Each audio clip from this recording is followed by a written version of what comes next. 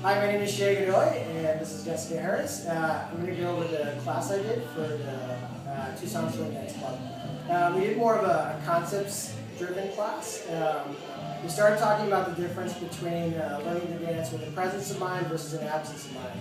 So the idea is maybe as a guy starting out, you learn patterns, you learn technique within the patterns, and you get better at the dance, you continue to develop your pattern base and pattern knowledge.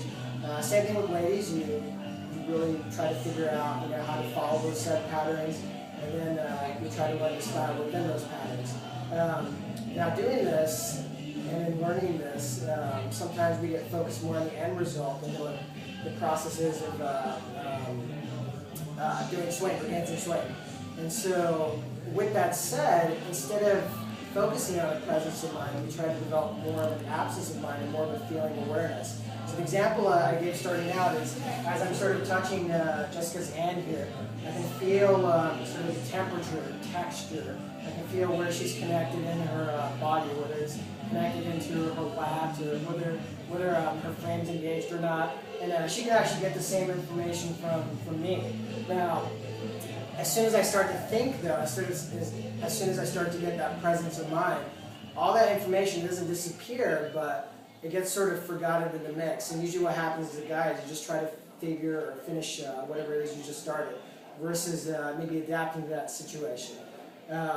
So we really try to work more on, I guess, trying to figure out how to adapt within this situation. Some examples of that is, as a guy, say I'm doing a left side pass. A concept that we try to work on is making sure that I'm leading with an absence of connection versus a presence.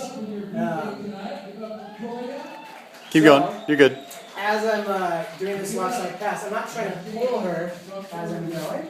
I'm trying to literally initiate the movement, and then I create space for her to fill. And one of the big focuses on the class for the followers was to make sure there was continuous movement in the first place, so that instead of having a memorized anchor, meaning that instead of two people just stopping here and just memorizing this spot, we would continue, and it would be my job to post and to make sure that I stop her momentum.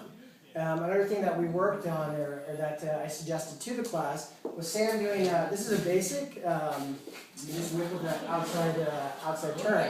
One thing I noticed though with some of the gentlemen, the more complicated the move was, even though I'm using the whip with an outside turn, I noticed that as we were getting to the turn part here, there was sort of an effort to contain your tension.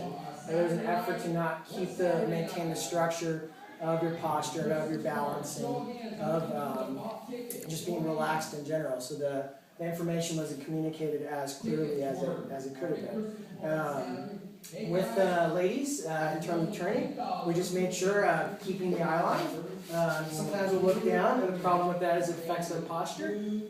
With turns, we made sure not to close our frame right here as we're turning.